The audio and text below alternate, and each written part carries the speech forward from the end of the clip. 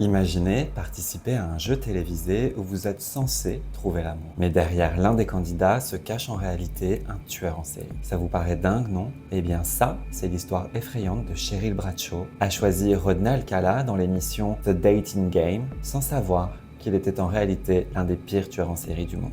Aujourd'hui, nous allons revenir sur l'histoire glaçante de Rodney Alcala, surnommé Dating Game Killer. Vous allez très vite comprendre pourquoi. Un homme responsable de la mort de plusieurs dizaines de victimes. Et avec la sortie aujourd'hui même sur Netflix du film A Woman of the Hour, qui retrace l'histoire de Cheryl Bradshaw, je pense que c'est le moment idéal pour plonger dans l'histoire de Rodney Alcala. C'est parti.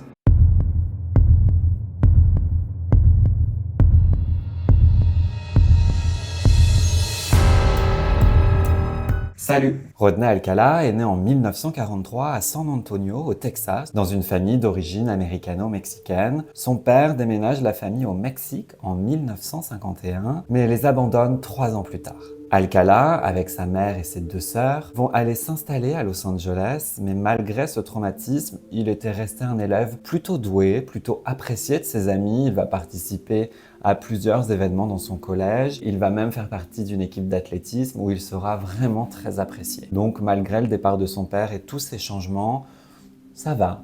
Rodney se porte plutôt bien. En 1961, à l'âge de 17 ans, Rodney va décider de s'engager dans l'armée en tant que parachutiste, mais son service ne va pas du tout se passer comme prévu. Son commandant va très vite le décrire comme un manipulateur, un homme vindicatif, quelqu'un qui ne respecte pas les lois, et ça, vous vous en doutez, dans l'armée, c'est très très mal vu. C'est donc en 1964 que Rodney va souffrir d'une dépression nerveuse très sévère. Le psychiatre de la base militaire où il est va déceler en lui un trouble de la personnalité antisociale, et ça c'est surtout après qu'il ait quitté son poste, comme ça, du jour au lendemain, sans l'accord de ses supérieurs, pour faire de l'autostop pour rejoindre la maison de sa mère en Californie. Il va donc être envoyé sur le champ, sur avis médical, et là, ça va être le début des horreurs. C'est seulement 4 ans après avoir été renvoyé de l'armée, soit en 1968, qu'il va commettre le tout premier crime de sa carrière criminelle. Il va enlever Tali Shapiro, une fillette de 8 ans à Hollywood, l'emmenant dans son appartement où il va la battre avec une barre de fer et où il va abuser d'elle de nombreuses fois. Par chance, Donald Haynes, un motard qui était dans le coin à ce moment-là,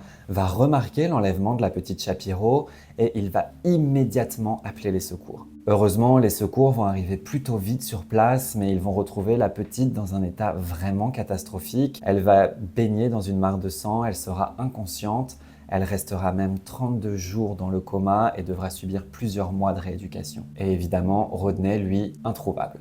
Il a réussi à fuir les lieux avant même que la police n'arrive. Pour échapper au mandat d'arrêt qu'il a contre lui, Alcala va tout simplement quitter la Californie et il va s'inscrire à l'université de New York sous un faux nom, John Berger. D'ailleurs, on apprendra qu'il aurait été potentiellement l'un des élèves de Roman Polanski lors de ses études à New York. Si vous ne savez pas qui est cet homme, je vous invite à faire vos recherches, vous ne serez absolument pas déçus. En parallèle de ses études, il va décrocher un poste dans un camp artistique pour les enfants et encore une fois sous un autre pseudonyme, cette fois-ci John Berger. Un truc de dingue, pendant qu'il va bosser dans ce fameux Blue Cross Blue Child Association pour les enfants, il va partager son bureau avec le très connu Richard Cottingham.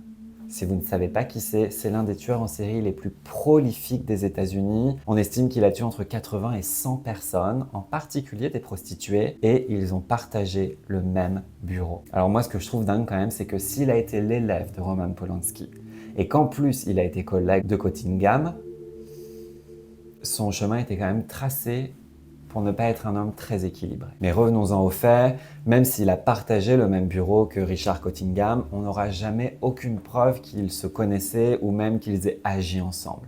Juste, ils ont travaillé tous les deux ensemble. En 1971, Rodney va commettre son deuxième crime et là, il s'agit de Cornelia Crilley, une hôtesse de l'air de 23 ans travaillant pour Trans World Airlines. En plus d'avoir abusé d'elle de façon très violente, il va l'étrangler dans son propre appartement avec ses propres bas en nylon. Même si on n'en est pas certain, on pense que Caroline aurait croisé la route de Rodney lors de son déménagement et qu'elle lui aurait demandé de l'aide pour l'aider à bouger quelques meubles. Et en fait, c'est quelque chose qu'elle n'aurait jamais dû faire puisqu'en laissant entrer Rodney chez elle, elle a tout simplement signé son arrêt de mort. Ce meurtre restera malheureusement non élucidé jusqu'en 2011. Ce n'est qu'en 2011 que les traces ADN vont enfin relier Alcala à cette histoire. La même année, en 71, il sera sur le top 10 de la liste du FBI des personnes les plus recherchées des États-Unis. Mais quelques mois plus tard, 2 enfants participant à un de ces camps artistiques dans le New Hampshire vont, après avoir vu une affiche du FBI avec ces fameuses têtes des gens recherchés, ils vont tout simplement reconnaître Alcala, qui est leur mentor pendant ce stage. Inévitablement, ils vont prévenir la police et ça va enfin mener à son arrestation. Il sera donc immédiatement extradé en Californie. Mais malheureusement, à ce moment-là, les parents de Tylee Shapiro, vous vous souvenez, la toute première victime de 8 ans, ont déménagé au Mexique et ses parents vont tout simplement refuser que la petite témoigne lors du procès. Elle doit se reconstruire, elle est encore choquée, ils ne veulent pas qu'elle remette le nez dans cette histoire. Il sera donc simplement accusé d'agression sexuelle mineure et il aura que 3 ans de prison. Ouais, vous avez bien entendu, 3 ans de prison. Mais vous connaissez la justice, il va être libéré seulement 17 mois après son incarcération. Et évidemment, moins de 2 mois après sa libération, il va commettre un nouveau crime. Cette fois-ci, il va agresser une jeune fille de 13 ans, identifiée comme Julie G dans les dossiers judiciaires. Cette jeune fille avait malheureusement croisé la route de Rodney. Il lui avait proposé de la ramener, prétendant qu'il connaissait ses parents. Et vous vous en doutez, il va abuser d'elle. Il va être jugé et être de nouveau libéré après seulement 2 ans de prison, puisque sa mère va en réalité payer sa caution.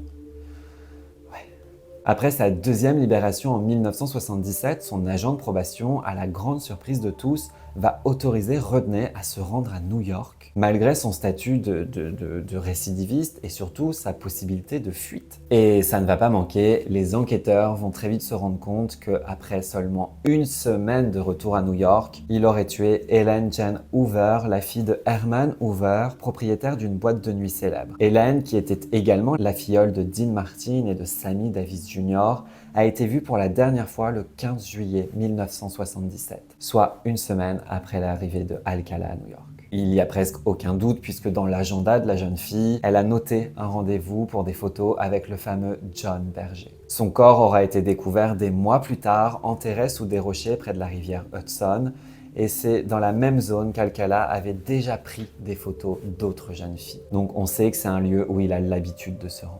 Le 14 février 1979, Alcala va kidnapper Monique Hoyt, une autostoppeuse de 15 ans dans le comté de Riverside, et comme à son habitude, il va la conduire dans son appartement où il va abuser d'elle et la photographier. Il va ensuite l'emmener dans une région montagneuse où il va encore une fois abuser d'elle, mais de façon encore plus violente que la première fois.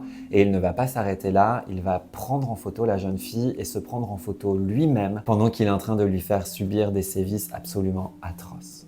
Mais on ne sait pas par quel miracle Monique va réussir à se défaire des mains d'Alcala et fuir le plus loin possible.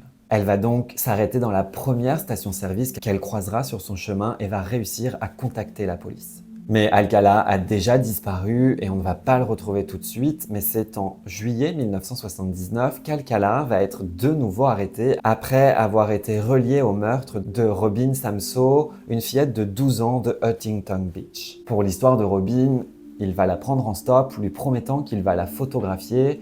Et c'est une petite fille, là on va la prendre en photo, elle est super contente, mais en fait elle ne rentrera jamais chez elle. Des témoins vont être persuadés d'avoir repéré Alcala au même endroit que la petite Robin a disparu. Les enquêteurs vont donc faire des petites recherches et une fois dans la maison d'Alcala, ils vont retrouver des boucles d'oreilles appartenant à la petite Robin dans un casier chez lui. Donc là, aucun doute, c'est le meurtrier de la petite Robin et je vous rassure tout de suite, cette arrestation mène à la fin de son parcours criminel. Il faut quand même savoir qu'il aurait tué plus de 130 personnes.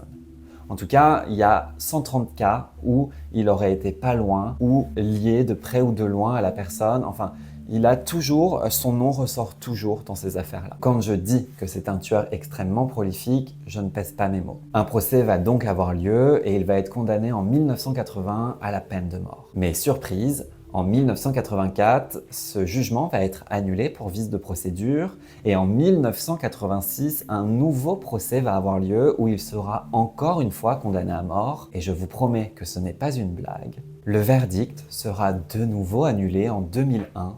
Et alors là, pour une raison totalement farfelue, des témoins auraient été hypnotisés pendant les interrogatoires. Et c'est donc en 2003 que les procureurs du comté d'Orange vont recevoir de nouvelles preuves ADN qui lient directement Alcala à 4 autres meurtres qui ont lieu en 1970. Il s'agit des meurtres de Jill Barcombe, Georgia Wickstead, Charlotte Lamb et Jill Parento. Les 4 corps de ces jeunes filles auraient été retrouvés dans des positions soigneusement orchestrées qui est, même si je ne l'avais pas dit, l'une des signatures macabres d'Alcala. En 2010, un nouveau procès va s'ouvrir en Californie cette fois-ci et Alcala choisit de se défendre lui-même. Et là, ça va être un théâtre total, il va se livrer à des interrogations très particulières, il va se poser des questions à lui-même en s'appelant Monsieur Alcala et il va répondre aux questions qu'il se pose lui-même. Il va essayer de se défendre de toutes les façons possibles en disant que les boucles d'oreilles n'appartiennent pas à la jeune fille, qu'il n'a commis aucun de ces meurtres. Pourtant, on va retrouver plus de 1000 photos de jeunes filles et de jeunes garçons adolescents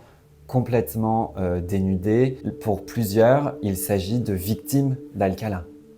Donc honnêtement, c'est indéfendable. Et c'est seulement après 2 jours de délibération que le jury va reconnaître Alcala coupable de meurtre au premier degré. Il va donc être condamné pour la 3e fois de sa vie à la peine de mort. Et c'est donc à ce moment-là, en 2011, que des preuves ADN vont le relier à la fameuse affaire de Cornelia, vous savez, l'hôtesse de l'air dont on n'avait pas trouvé son assassin.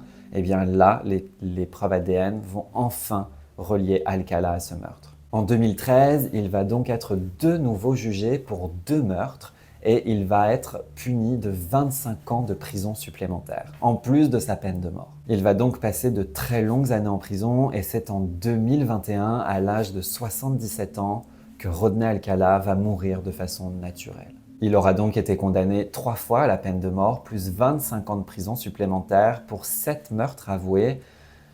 Mais les enquêteurs le savent, il y a plus de 130 autres cas reliés directement ou indirectement à Alcala. Voilà, vous connaissez l'histoire de Rodney Alcala et j'ai eu envie d'en parler tout simplement puisque Netflix sort aujourd'hui même un film sur cette histoire, en particulier sur une des victimes de Rodney Alcala qui s'intitule Woman of the Hour, qui est réalisé par Anna Kendrick. Et ce film va revenir sur l'épisode où Cheryl Bradshaw va croiser la route d'Alcala lors d'un jeu télévisé. J'espère que cette histoire vous aura plu. Je vous laisse me dire en commentaire ce que vous en avez pensé, likez et partagez cette vidéo et surtout, comme toujours, vous abonner, ça me soutient énormément. En attendant, moi je vous dis à demain pour une nouvelle vidéo. Prenez soin de vous, à demain.